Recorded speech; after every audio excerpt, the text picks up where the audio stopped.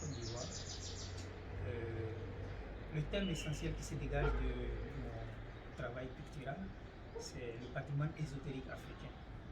Et ce que j'ai vraiment envie de partager, c'est, comme j'ai pour habitude de dire, c'est impacter la jeunesse africaine en particulier, mais mondiale en général, à travers mon travail sur l'éveil de la conscience de chaque être humain. Parce que nous sommes tous des êtres humains imbriqués les uns envers les autres, et donc nous devons partager notre sensibilité, notre manière de penser. Et je sais qu'il y a une pensée typique à l'Afrique, et c'est ce que je veux promouvoir à travers mon travail. Et partager ça, comme nous parlons aujourd'hui de mondialisation et de globalisation, voilà, et c'est ça foncièrement qui se dégage dans mon travail. Parce que je suis convaincu que c'est comme ça uniquement qu'on peut vivre le paradis. La planète nous appartient à nous tous, c'est notre héritage, donc nous devons la sauvegarder. La sauvegarder, c'est de permettre à chacun d'exprimer son point de vue, sa conscience. Et donc la conscience africaine a besoin d'être exprimée, elle a besoin de promotion, elle a besoin de partage, elle a besoin d'être visible envers les autres. Je vous donne une image simple. À travers la toile elle-même, une peinture, vous ne pouvez pas demander au noir d'exprimer le bleu, comme vous ne pouvez pas demander au rouge d'exprimer le jaune. C'est parce que le jaune exprime le jaune, que le rouge exprime le rouge, que le blanc va exprimer le blanc. C'est cette harmonie-là qui fait qu'on a une belle lecture et qu'on aime le tableau. Voilà ce que je voulais dire sur ça.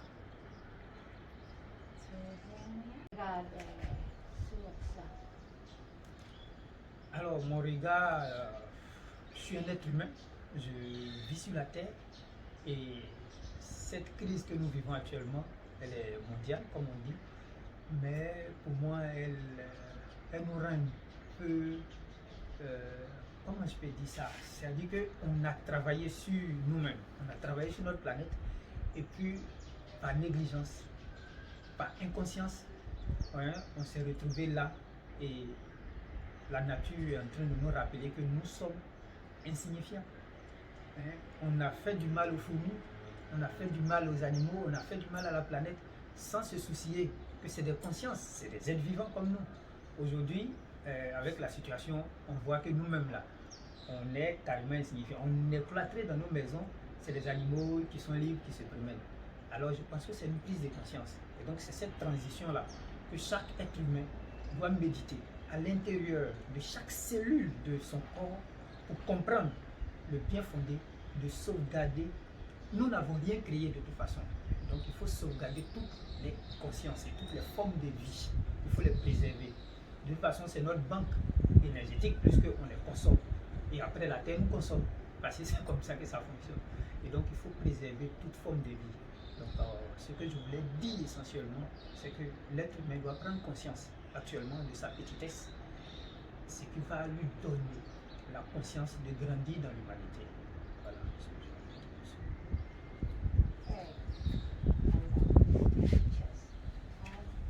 Pour parler lo que tu fais avec elle, lo que ils sont venus à faire à Kaolack, un petit peu de ça, D'accord. Oui, parce que c'est un sujet aussi intéressant. Automotivation. Oui. Ton première motivation de production. C'est quoi ton première motivation? La toute première motivation, c'est la crise identitaire que nous vivons sur Terre. C'est comme ça que je l'explique. C'est une crise identitaire parce que chacun de nous ne se reconnaît plus.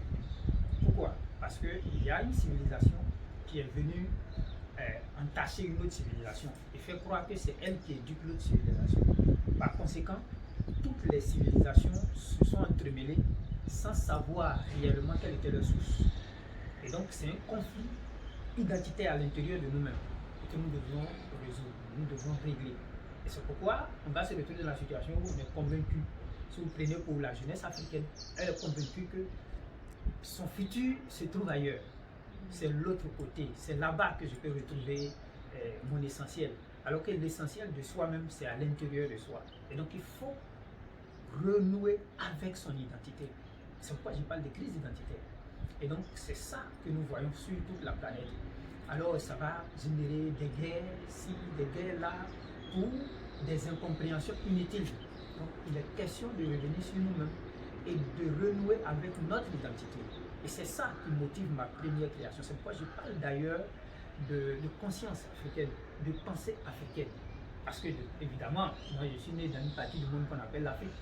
Alors, donc je ne peux que promouvoir ce courant de pensée-là. Et donc les autres doivent faire la même chose. Et c'est à ce prix-là que chacun peut connaître et comprendre la valeur de l'autre. Quand tu comprends ta valeur, tu l'assimiles à l'autre. C'est aussi simple que ça. Et nous sommes tous des êtres humains, et c'est ça, la race humaine.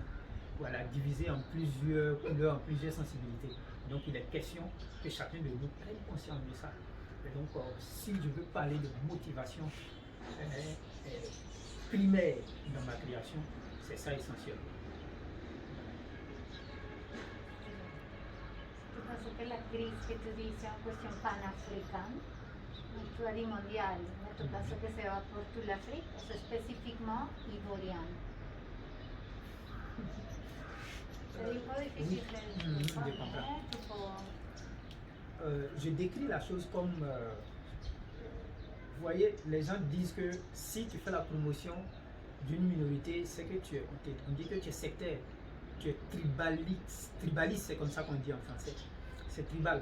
Alors que moi je ne vois pas la chose comme ça. Je suis convaincu d'une seule chose, qu'à partir du moment où tu réalises qu'il y a un groupe à côté et que tu fais sa promotion, en fait tu fais la promotion de l'humain.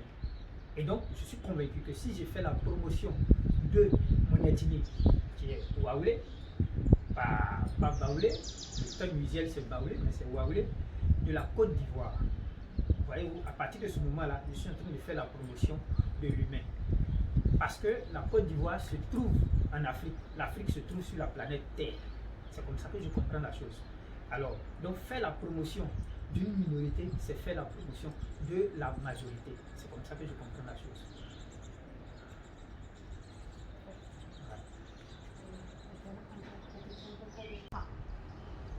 Non, c'est quelque chose que pour moi, c'est où est-ce que sont les femmes artistes, non?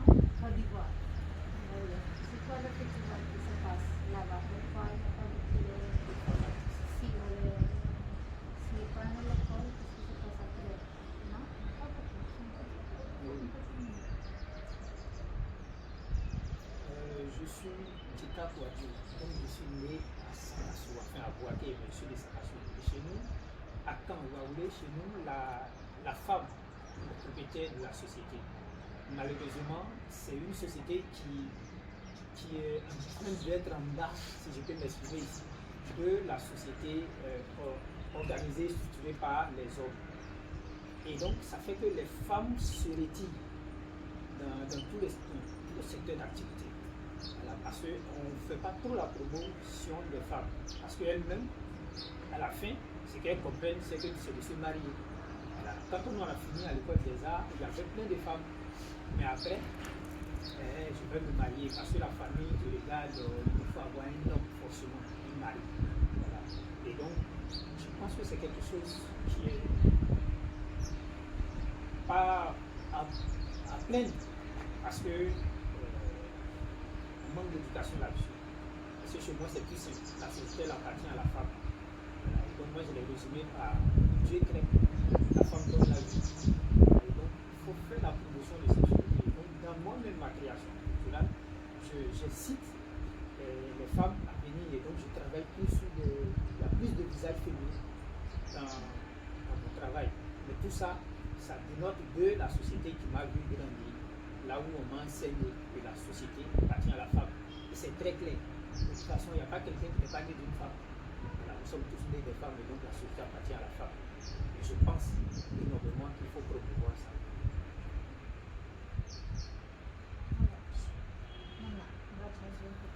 Un petit peu de spéculation. Qu'est-ce que tu penses que va passer avec tous les milieux culturels, non?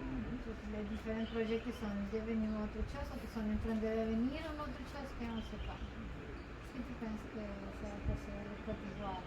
Si tu peux parler au niveau international, mais en Côte d'Ivoire, comment est-ce que tu vois?